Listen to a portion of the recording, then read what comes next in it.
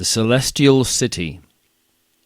This country was called Beulah, a land of heavenly joy, safe from the valley of the shadow of death and giant despair, and within sight of the Celestial City. Here the air was vibrant with bird song, and the earth glowed with flowers.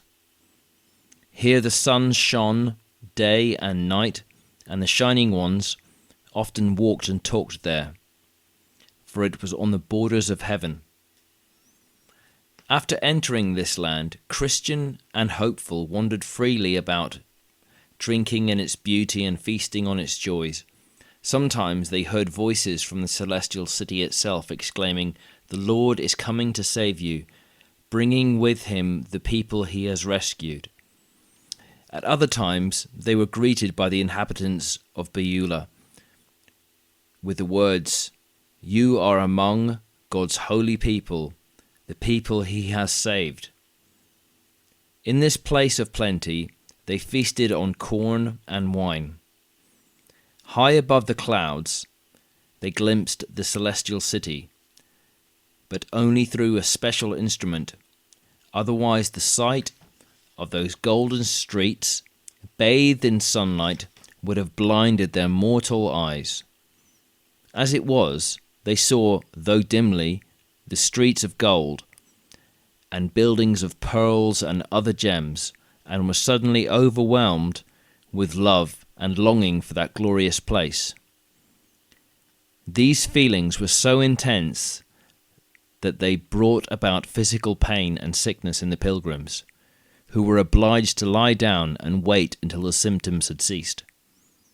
When they felt better again, Christian and hopeful continued to stroll on through the beautiful gardens, orchards, and vineyards. At the gate of one of these vineyards, they met a gardener and asked him, "To whom do these vineyards and gardens belong?" "To the king," the man replied, "for they are his delight and for the refreshment of pilgrims." Then he welcomed the travellers into the vineyard, letting them feast on its luscious fruit before escorting them round the king's arbours and garden walks.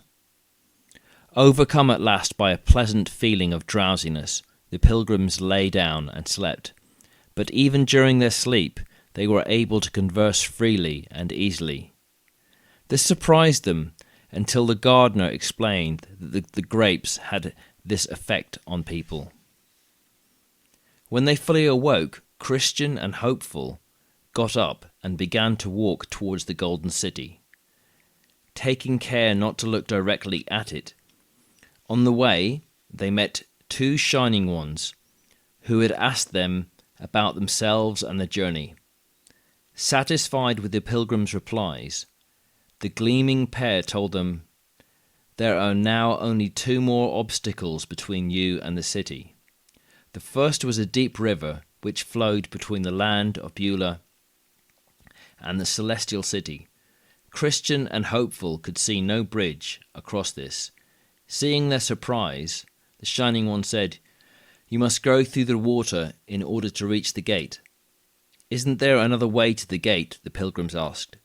"Yes," they replied, "but only Enoch and Elijah were permitted to use it."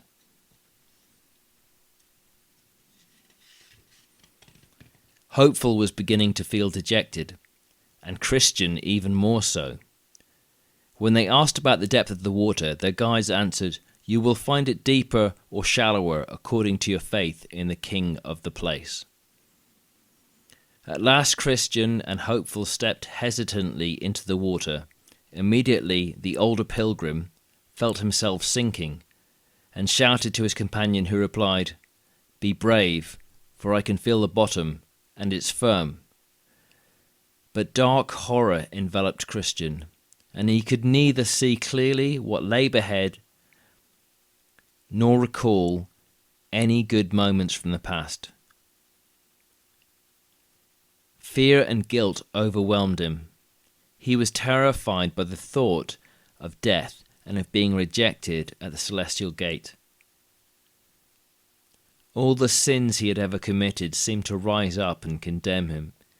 Hallucinations in the shape of hobgoblins and evil spirits added to his confusion and despair.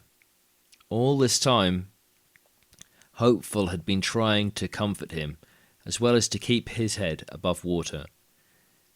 Now he said, "Brother, I see the gate, and men are standing there to welcome us." It's you they're waiting for," cried Christian in despair. "Surely, if they'd been waiting for me, my prince would now be coming to help me. Instead, because of my sins, he's brought me into this snare where he will abandon me." But Hopeful answered, "The wicked do not have such fears as yours. Your anguish does not mean that God has forsaken you. He merely wants to test you to find out whether you will remember how good he has been to you so far, and will lean on him in your present troubles."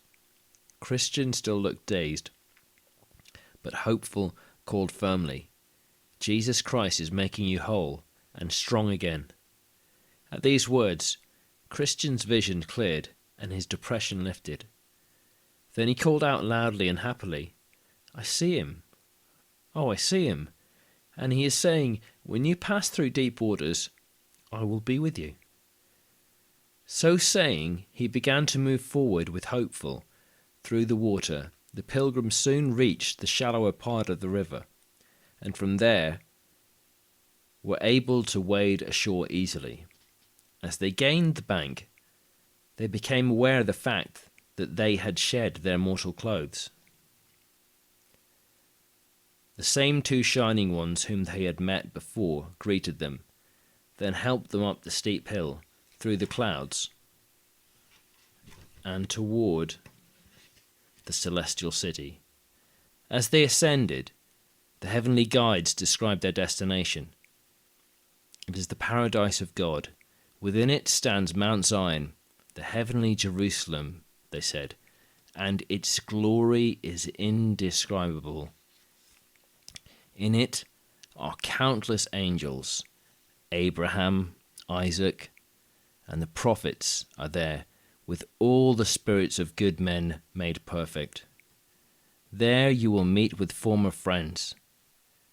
There you will eat the everlasting fruit from the tree of life.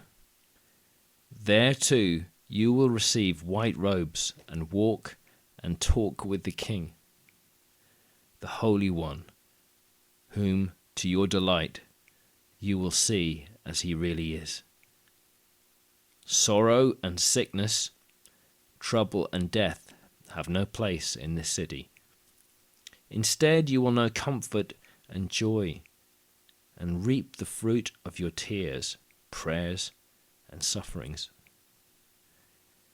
As they travelled effortlessly, higher and higher, the Shining Ones continued, "You will wear golden crowns and praise the King perfectly and ceaselessly.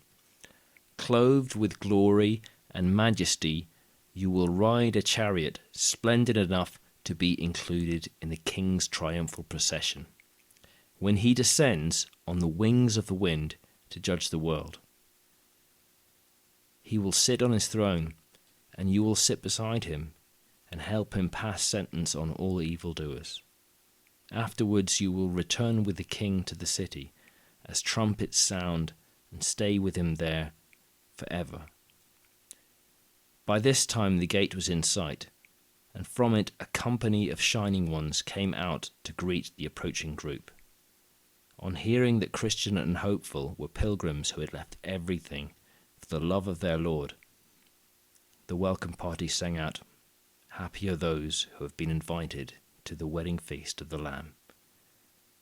This group was followed by the King's trumpeters, who made the heavens ring as they blew 10,000 welcomes to the pilgrims on their trumpets. So surrounded by the glittering throng, Christian and Faithful passed eagerly through the upper air, closer and closer to the celestial gate. Soon they were close enough to read the words above it. "Happy are those who wash their robes clean, and so have the right to eat the fruit from the tree of life and to go through the gates in this city. Looking down from the top of these gates were Enoch, Moses, and Elijah, to whom the Shining Ones said, "These pilgrims have come all the way from the city of destruction because they love the king of this place." Then Christian and Hopeful presented their scrolls, which were taken and shown to the king. He commanded that the gates should be opened. As the pilgrims with radiant faces stepped past the open gates and into the city, they were presented with golden robes and crowns to wear and harps to pluck. Before them stood a host of Shining Ones, people and winged creatures, who had all assembled to greet the victorious travellers. Some played on their harps, others waved palm branches or sang melodiously.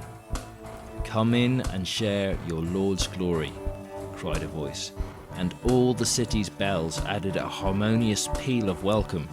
No longer able to contain their joy, Christian and Hopeful exclaimed, "To him who sits on the throne and to the Lamb be praise and honour, glory and might forever and ever."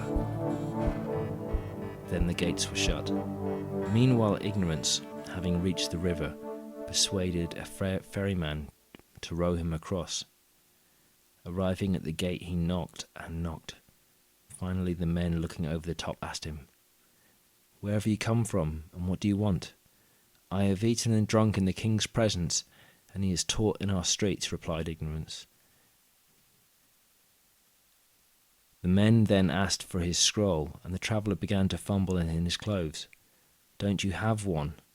the watching men asked, but received no reply. So they went to the king and told him what had happened. He would not grant Ignorance an audience. Instead, he ordered 2 Shining Ones to bind him with ropes and carry him to a doorway, which, even from the gates of heaven, led straight into hell. And that's how the dream ended.